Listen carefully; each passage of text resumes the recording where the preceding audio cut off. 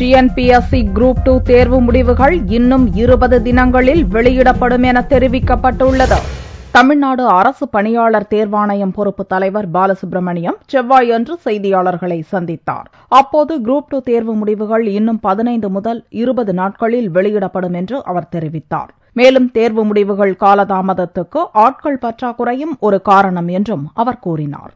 தமிழ்நாடு அரசு பணியாளர் தேர்வாணையத்தால் நடத்தப்பட்ட நிலுவையில் இருக்கக்கூடிய குரூப் 2க்கான தேர்வு முடிவுகள், முதல் கட்ட தேர்வுக்கான தேர்வு முடிவுகள், பிரிலிமினரி எக்ஸாம், இன்றைய தேதியிலிருந்து ஒரு 15 நாட்களிலிருந்து 20 நாட்களுக்கு உள்ளாக வெளியிடப்படும். 162 உரிமையியல் நீதிபதி பணியிடங்களை நிரப்ப அக்டோபர் 18ஆம் தேதி தேர்வு நடக்கவுள்ளதாகவும், இதற்கான விண்ணப்ப விநியோகம் செவ்வாயன்று துவங்கியுள்ளதாகவும், செப்டம்பர் 21ஆம் தேதி வரை ஆன்லைன் மூலம் பெறலாம் என்றும் பாலசுப்ரமணியம் தெரிவித்தார்.